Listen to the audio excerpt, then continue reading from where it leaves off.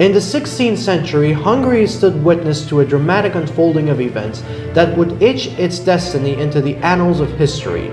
The ominous shadow of the Ottoman Empire, led by the formidable Sultan Suleiman the Magnificent, loomed large.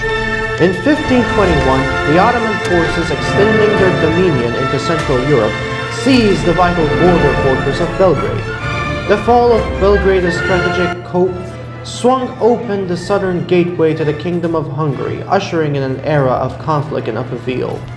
The pivotal moment came in 1526 with the Battle of Mohacs, a clash of titans on August 29th, year King Louis II of Hungary faced the relentless force of Sultan Suleiman near the fields of Mohacs. The outcome was a cataclysmic defeat for the Hungarian army, leaving not just the battlefield, but the entire kingdom in a state of political chaos. King Louis II himself fell in the midst of the turmoil, and Hungary stood at a crossroads. The aftermath was profound. The Battle of Mohacs cast a long shadow over Hungary, fracturing its political landscape and igniting power struggles.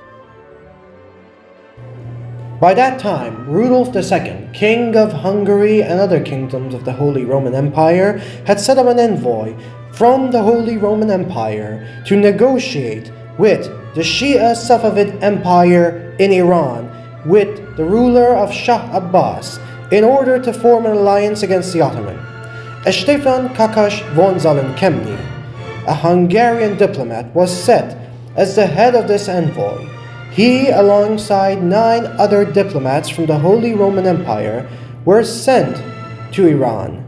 Their journey began in Poland, moving on to Russia. In Moscow, they got the proper documents from the Tsar in order to cross the Tatar lands and through the Caspian Sea enter Iran. As the events unfold, and I spoke about in the book of Iter Persicum, all of his journey is detailed. Kakas arrived at Langarud, a port city in the province of Gilan located in northern Iran. By that time, the eastern sector of Gilan was ruled by a group called the Kiais. The Kiais were a sect of the Shia Muslims who belonged to the Zaydi Shias. By that time, they ruled most parts of eastern Gilan, including places such as Lahijan and Langarud. Of course, these local forces were most of the time at war with the mostly Sunni forces in western and central Gilan. Langarud was the pivotal beginning point of Kakash's entry into Iran.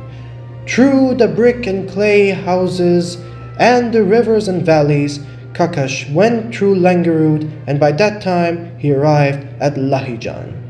Lahijan was a pivotal and important point, being the capital of eastern Gilan and housing the important house for Sheikh Zayed, an important figure in Shia Islam. When Kakas arrived at Lahijan, Muhammad Shafi, the ruler of Lahijan, hosted him. But Kakas and most of his delegation fell ill and died in Lahijan. Since there was no particular Christian cemetery in order to bury the bodies, as it is recorded in the book of Iter Persicum, Kakas was buried under a tree, and to this day, nobody has ever found any trace of Kakas's exact burial location, but it is certain that he is buried in the soils of Lahijan. Georg Tektunder was the only person who survived from the delegation, and he completed Kakas's journey and wrote in the book Iter Persicum the story of István Kakas and the diplomatic envoy to Iran in the 1600s.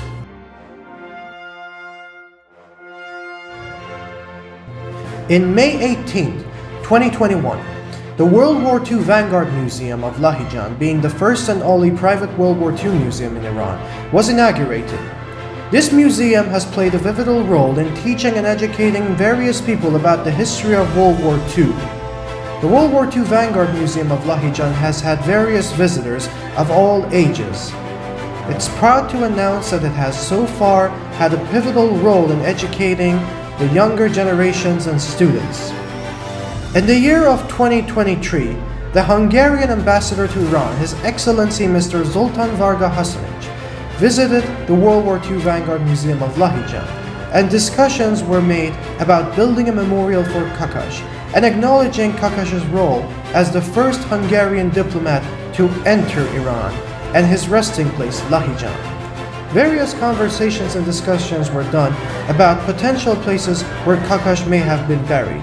But since Lahijan has changed a lot since that time, it would be almost impossible to find any trace of Kakas.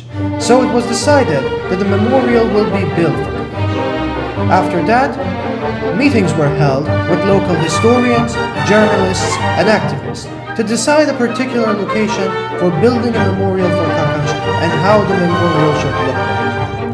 The outcome of these discussions were a plan that a memorial will be built in the yard of the World War II Museum, as it is a museum and attracts various visitors interested in the subject of history as a whole. It was decided to build a small but proper memorial in order to speak about Kakas and his delegation. During the same time, the World War II Museum of Lahijan, with emails being sent to the Hungarian ambassador and a Hungarian historian and Orientalist named Nicholas Sarkozy, had made decisions of how the memorial should look like. Certain designs were made, certain translations added, and a final decision was made to make a memorial in a certain way, having two main stones and a stand which showcases the memorial.